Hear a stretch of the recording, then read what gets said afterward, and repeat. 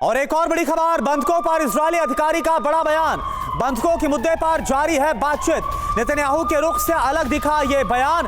हालांकि डील में वक्त लगने की बात कही गई। इजरायली अफसर ने सीजफायर की टाइमिंग को हालांकि नकारा है। तो आप देखिए, नेतन्याहू के रुख से बिल्कुल अलग इजरायली अफसर बयान देते हुए नजर आ रहे हैं। बंधकों के मुद्दे पर बातचीत जारी है। हालांकि इजरायल अभी ऐसी किसी बातचीत से या फिर ऐसी किसी भी डील से इंकार करता हुआ ही नजर आया है।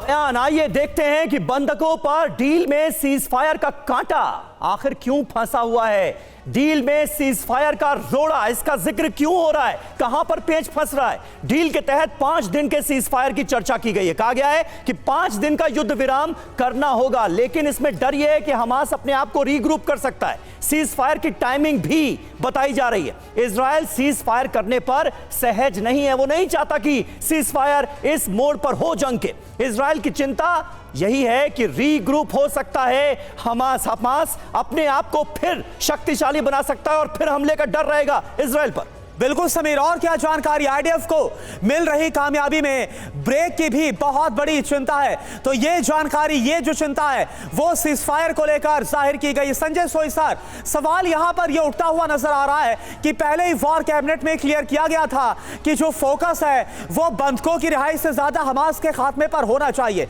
और अब सीजफायर को लेकर यह डर जताया गया कि बंधक तो छूट आएंगे, लेकिन सीजफायर होता है तो हमास फिर से ताकतवर हो सकता है। क्या इस शर्त पर राजी हो पाएगा इजरायल? नहीं, ऐसा है कि इजराइल ने इस समय जो ऑपरेशन चल रहे हैं उसके हिसाब से हमास की काफ़ी हद तक कमर तोड़ दी है। हालांकि आप देखिए, अभी भी नॉर्थ गाजा में अभी लड़ाई चल रही है। 5-6 दिन पहले इजराइल ने कहा था हमने नॉर्थ गाजा पर कंट्रोल कर लिया, लेकिन अभी आपने देखा बम्बार्डमेंट अभी भी हो रहा है, तो टाइम लगेगा। दूसरी बात यह कि होस्टेजेस वाली जो बात है वहाँ पर अब हमास को उस लेवल पे ले आए कि वो बातचीत के लिए तैयार हैं, और उनकी डिमांड का लेवल भी थोड़ा कम हो गया।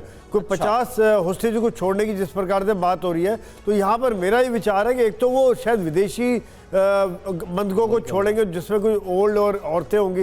इजरायली बंधकों को शायद सबसे लास्ट में छोड़ा जाएगा।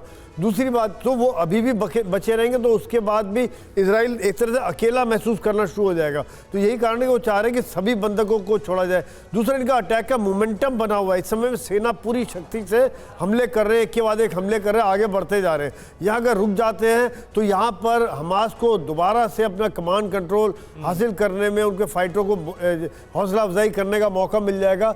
और जो इजराइल नहीं चाहता, वो जो उनको सफलताएं मिल रही हैं उसी को आगे बढ़ते हैं, उनके लीडर्स को। सही बात है संजय सोय साहब, लेकिन सबसे चिंताजनक बात यही है कि जो 240 बंधक जिनका जिक्र बार बार हो रहा है, उनमें से कितने अब जिंदा हैं ये भी कोई नहीं जानता, क्योंकि हमास की अल कसाम ब्रिगेड के उन कमांडर से हमास के लीडरान का संपर्क ही नहीं हो पा रहा है जिन पर इन बंधकों की सुरक्षा का जिम्मा था। यह खुद अल कसाम की तरफ से बताया गया है। कितने बंधक जिंदा हैं इस बारे में कोई जानकारी हमास की तरफ से शेयर नहीं की गई है। तो कई चिंताएं भी हैं।